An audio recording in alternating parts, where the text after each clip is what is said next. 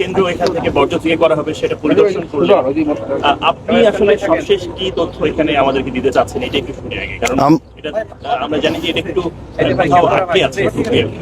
আমরা ল্যান্ডফিলটাকে সরাসরি মানে দেখার জন্য এখানে চলে আসছি।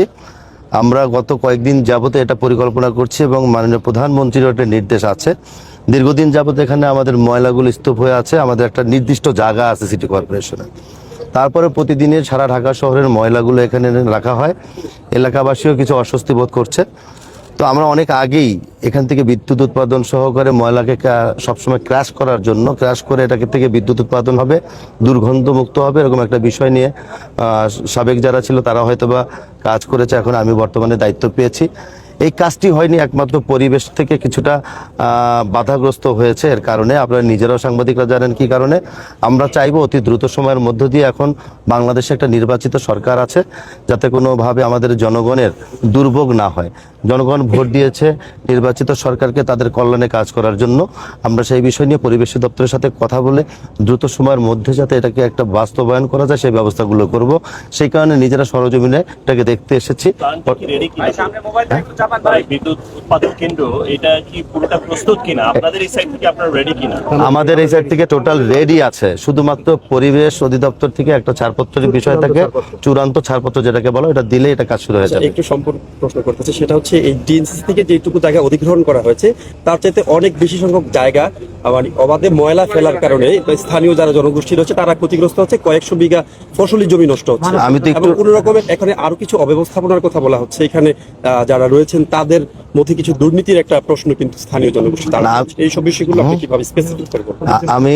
আমি তো এই জিনিসটা আমার বক্তব্যের আগে বলেছি যে জনগণের দুর্ভোগ, জনগণের কোনো অসুবিধা হোক, এই বিষয়গুলোকে আমরা খতিয়ে দেখব। এখানে ময়লার যে স্তূপ রাখা আছে সেই ময়লাগুলো ওভারফ্লো হয়ে অন্য ব্যক্তি মালিকানা জমিতে গিয়ে পড়ছে বিধায় এলাকার জনগণ এটাকে একটু খারাপ দৃষ্টিতে দেখছে। তা আমি এখানে নিজের স্বচক্ষে দেখে গেলাম। আমি ইতিমধ্যে আপনাদের সামনে এখানে দুই একজন আমার কাছে কমপ্লেন করেছে, সেই কমপ্লেনটা আমি আমলে নিয়েছি। তাদেরকে আমি আমার অফিসে ডেকেছি, ডেকে কথা বলে শুনে ইনভেস্টিগেশন করে তথ্য প্রমাণ নিয়ে আমি ব্যবস্থা গ্রহণ করবো। একটু ছোট সাভারের মানুষ হিসাবে একটা ছোট্ট প্রশ্ন আছে আমার, সেটা হচ্ছে এই যে আমাদের ঢাকার যে ময়লা পোড়ায় যে সিস্টেমটা, যে বর্জ্য পোড়ানো হয়, এতে করে কিন্তু জনস্বাস্থ্য, যে আশেপাশে মানুষগুলো থাকে, শ্রমিক, তাদের স্বাস্থ্য ক্ষতি হয় এবং সেই সাথে বিগত সময় কিন্তু কোনো পদ্ধতি গ্রহণ করা হয় না। আপনি কোনো নতুন চিন্তা ভাবনা করছেন কিনা, কোনো উদ্যোগ নিচ্ছেন কিনা পোড়ানোর ব্যবস্থা? ময়লা অ্যাকচুয়ালি পোড়ানো তো হয় না। আপনি ধোয়া দেখে হয়তো বলছেন কিনা আমি জানি না, কোথায় ময়লা পোড়ানো হয়েছে আমি দেখিনি। ময়লা পোড়ানো হয়, আমি দেখিনি। যাই হোক, রাতের বেলা পোড়ানো হয়, আপনি দেখেননি, কিন্তু আপনি জানেন ময়লা কিভাবে ধ্বংস করা হয়, অনেক সময় পোড়ানো হয়।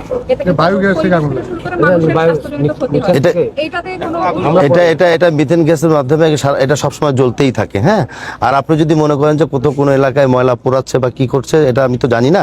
যদি এরকম আপনার দৃষ্টিগোচর হয়ে থাকে আপনি আমাকে জানাবেন এবং আমরা সেটাকে ব্যবস্থা করব। একটা প্রশ্ন সেটা হলো যে যদি পরিবেশ থেকে আপনারা চূড়ান্ত ছাড়পত্র পান তাহলে বর্জ্য থেকে বিদ্যুৎ উৎপাদনে যেতে আর কতদিন সময় লাগবে? চূড়ান্ত সেটা একটা প্ল্যানিং তো আছে, এটা সময়সীমা। আমি বলি সেটা গতকালকে আমরা এবং পরশুদিনও এটা আমরা যারা এই ব্যবস্থাপনার দায়িত্বে আছে তাদের সাথে প্রজেক্টের মাধ্যমে আমরা এগুলি দেখেছি।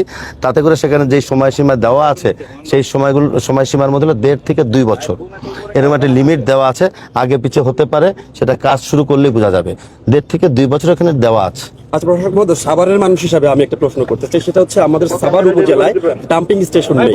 তো এই যে ডিএনসিসি এটা অধিগ্রহণ করেছে, এই জায়গাটা কিন্তু সাভারবাসীর জায়গা ছিল, যদিও ডিএনসিসি এটা অধিগ্রহণ করেছে। তো সাভারের ময়লা ডাম্পিং স্টেশন না থাকার কারণে সাভার উপজেলায় আমরা যারা বসবাস করি মারাত্মকভাবে আমরা পরিবেশ দূষণ হচ্ছে, স্বাস্থ্য ঝুঁকির মধ্যে আমরা আছি। আমাদেরকে কি এইখানে এই ময়লা ফেলার কোনো সুযোগ করে দেওয়া যায় কিনা?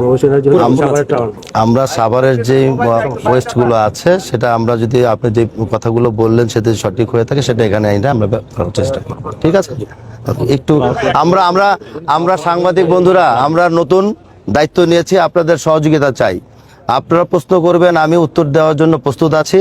আপনারা দীর্ঘ 17 বছর আমার সাথে কাজ করেছেন, আপনারা আমাকে সবাই চিনেন, আমিও কিন্তু আপনাদেরকে চিনি। তা আমাকে কাজ করার জন্য আপনাদের সহযোগিতা করতে হবে। পরিবেশ অধিদপ্তর এটা আটকে রেখেছে, তার কারণ হচ্ছে এখানে যে ইনসিনারেশনটা হবে সেখানে বর্জ্য 800 থেকে 1200 ডিগ্রি সেলসিয়াসে পোড়ানো হবে।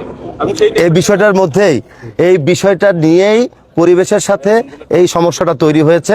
আমরা অতি দ্রুত সময়ের মধ্যে এটা সমাধান করার চেষ্টা করব। আজকে মাননীয় প্রধানমন্ত্রী সাহেবের সাথে আমাদের মিটিং ছিল, এই বিষয়টাকে আমরা গুরুত্বপূর্ণ একটা বিষয় হিসাবে আমি আলাদাভাবে উপস্থাপন করেছি।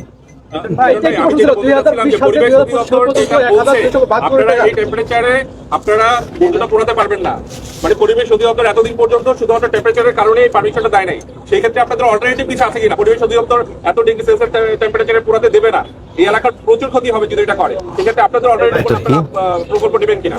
না না, আপনারা যে কথাটা বলছেন টেম্পারেচার কারণে পরিবেশের সাথে কথা হয়নি, ওরা ওইটা দিতে চায় না। আমরা তো বলছি ওনারা এটা হয়তোবা ওনাদের ভিতরে হয়তোবা কোনো ভুল রয়েছে, সেই ভুলের কারণে একটা কজ দেখে সমন্বয় করার চেষ্টা আমরা করছি। এটাকে তাদেরকে বোঝাতে হবে।